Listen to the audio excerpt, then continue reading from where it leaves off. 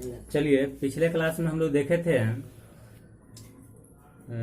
द्विघात बहुपद का शून्यक और उसके गुणांकों के बीच संबंध को स्थापित करना। और इसमें आपको बताया गया था कि जो द्विघात बहुपद है उसका शून्यक निकाल करके और तब हम लोग इसके गुणांकों के बीच संबंध को स्थापित करते हैं।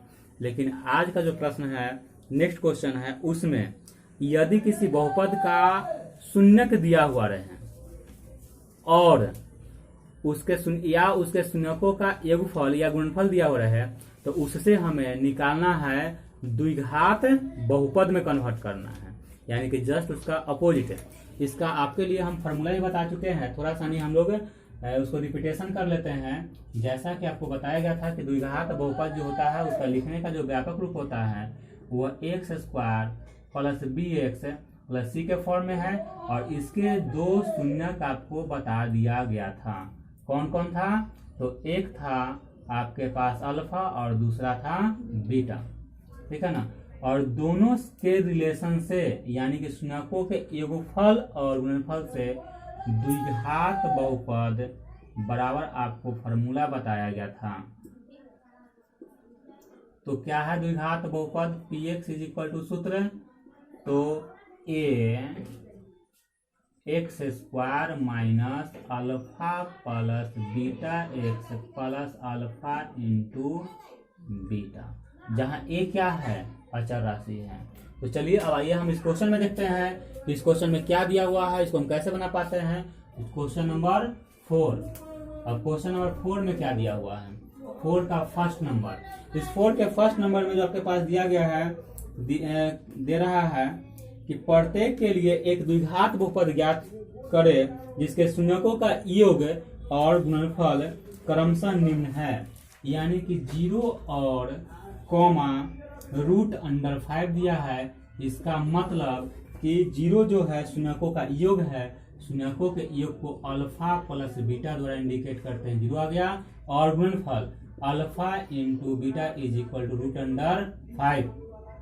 चलिए तो अब क्या करेंगे, इसका हम लोग द्विघात बहुपद के फॉर्म में कन्वर्ट करने से पहले अल्फा प्लस बीटा का मान निकालेंगे और अल्फा इंटू बीटा का मान निकालेंगे। तो अल्फा प्लस बीटा और अल्फा इंटू बीटा का मान दिया गया है। अब जरा अल्फा प्लस बीटा गौर कीजिए, अल्फा प्लस बीटा और गुणांकों के बीच जो रिलेशन होता है, फॉर्मूला होता है -b/a होता है और अल्फा इंटू बीटा बराबर c/a होता है। अब इन दोनों प्रश्न में इस दिए गए फॉर्मूला से भी हम कंपेयर करते हैं तो -b की जगह पर यहाँ पे क्या है? 0 है और a की जगह पर 1 है और अल्फा इंटू बीटा c की जगह पर √5 है और a की जगह पर 1 है। यानी इसीलिए हम लोग कहें तो हम यहाँ कंपेयर करने से पता चलता है कि a का वैल्यू क्या मिल रहा है? हमें 0 मिल रहा है। तो चलिए a का भी वैल्यू हमें मालूम चल गया 0। तो अब लिखेंगे हम लोग द्विघात बहुपद इज इक्वल टू द्विघात बहुपद px बराबर a into x² minus alpha plus beta x plus alpha into beta. a का वैल्यू क्या मिल रहा है हमें? सॉरी 1, 0 नहीं। a का वैल्यू क्या मिला है हमें? कंपेयर करने से a का वैल्यू यहाँ पे क्या मिला है? 1 मिला है। तो 1 रखने से हमें कोई प्रॉब्लम होगा? कोई दिक्कत नहीं और कोई फर्क भी नहीं पड़ने वाला है। तो x² minus alpha plus beta, तो अल्फा प्लस बीटा का वैल्यू क्या है? 0 into x alpha into beta, तो इतना इसका वैल्यू है √5, यानी 0 से मल्टीप्लाई करने से 0, तो इस पार्ट को लिखने से हमें कोई फायदा नहीं है। यानी x² प्लस √5 ये रहा आपका द्विघात बहुपद निकल गया। क्या निकल गया? द्विघात बहुपद। चलिए आशा है कि आप लोग अच्छे तरह से समझ गए होंगे। अब इसका एक क्वेश्चन और हम बना करके देखेंगे तो जो भी प्रॉब्लम होगा या जो भी कोई कंफ्यूजन होगा अगले क्वेश्चन में क्लियर हो जाएगा।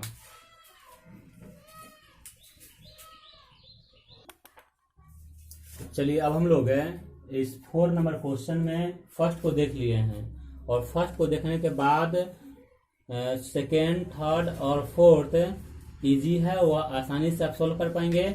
लेकिन क्वेश्चन नंबर 5 जो है थोड़ा सा नहीं आपके लिए हार्ड है, तो चलिए उसको हम लोग किस तरह से इजी फॉर्म में हम लोग कन्वर्ट कर लेते हैं। क्या दिया हुआ? फर्स्ट शून्यकों का योगफल के फॉर्म में है। तो क्या इसके सॉल्यूशन में हम लोग क्या लिख पाएंगे? सबसे पहले alpha plus beta is equal to -1/4। Second है alpha into beta is equal to 1/4। चलिए अब इसको हम लोग फार्मूला से कंपेयर करते हैं। तो अल्फा प्लस बीटा का फार्मूला क्या होता है? इन शून्यकों का योगफल का -b/a और इसका होता है c/a। अब इन दोनों फार्मूला से कंपेयर करें तो a बराबर हो जाएगा 4 और यहाँ भी a बराबर हो जाता है 4, यानी कि इसीलिए हम लोग लिख लेंगे a is equal to 4। a का हम लोग मिल गया। अब हम लोग आते हैं द्विघात बहुपद के लिए। किसके लिए आते हैं? द्विघात बहुपद के लिए।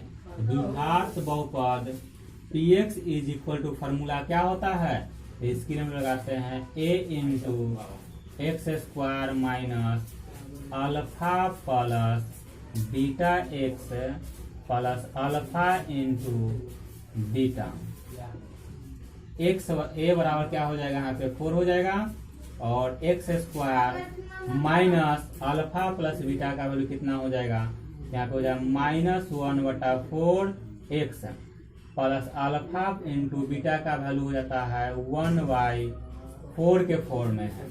तो 4 into x square minus minus क्या हो जाएगा?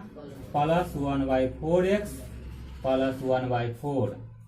तो चलिए 4 से यदि हम मल्टीप्लाई करते हैं 4x स्क्वायर हो जाता है, 4 से इसमें मल्टीप्लाई हो जाएगा 4 इंटू 1/4 एक्स।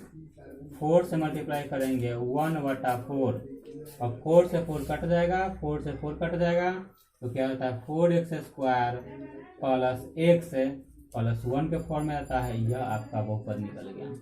चलिए अब इसमें जो क्वेश्चन है सेकेंड, थर्ड, फोर्थ, इसको आप लोग अच्छा आसानी से बना लीजिएगा और बना करके देख लेना है।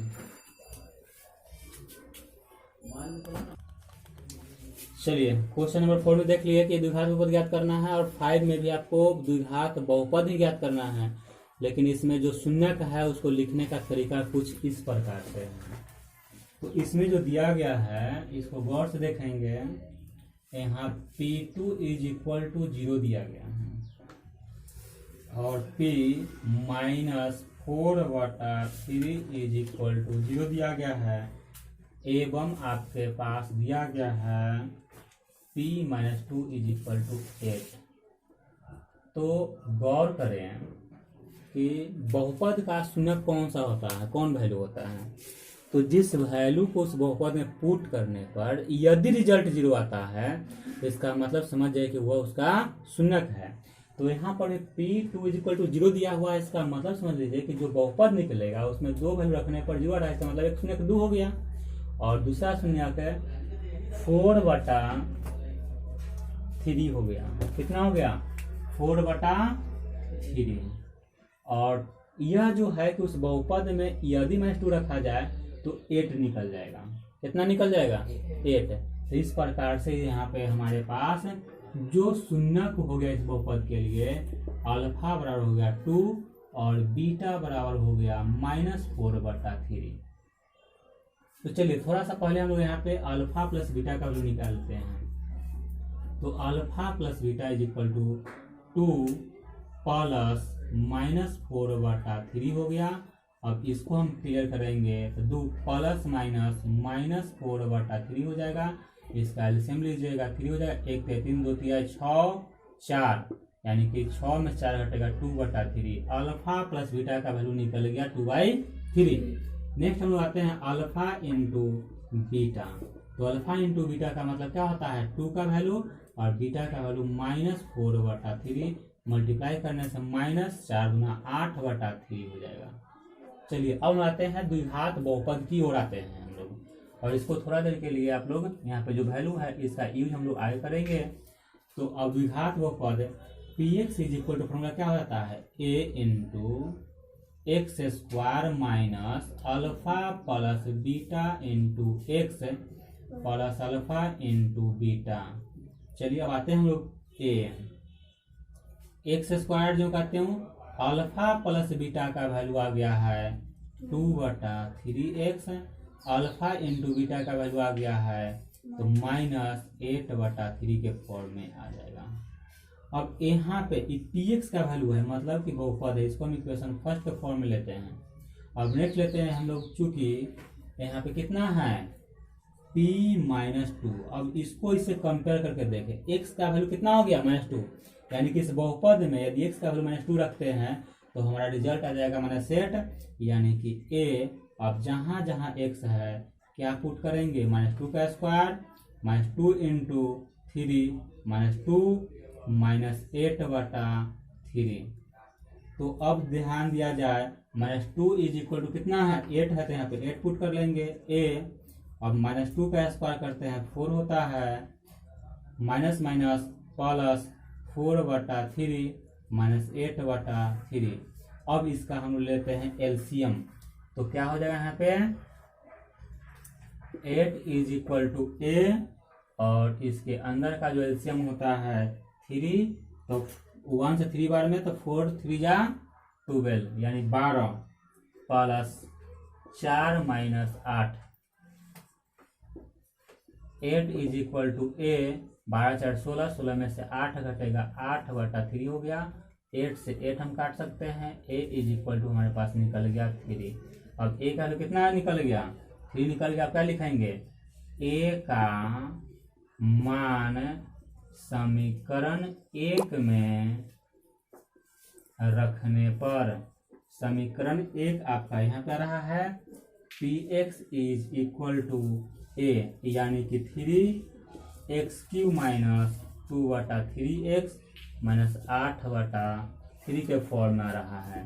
3 से मल्टीप्लाई करने से 3x² हो जाएगा, और 3 से मल्टीप्लाई करने से 3 कट जाएगा, यानी कि -2x फॉर्म में आ जाएगा। अब 8/3 में 3 से मल्टीप्लाई 3 से 3 कट जाएगा, यानी कि 8 आ जाएगा। ये आपका बहुपद निकलेगा। तो इस तरह से आपके पास आगे जितना भी प्रश्न है उसको आप इजीली सॉल्व कर सकते हैं। तो 5 नंबर जो क्वेश्चन है उसको आप इजीली सॉल्व कर लीजिएगा, और यदि नहीं बनेगा तो फिर नेक्स्ट क्लास में आप हमसे पूछ सकते हैं by the medium of comment.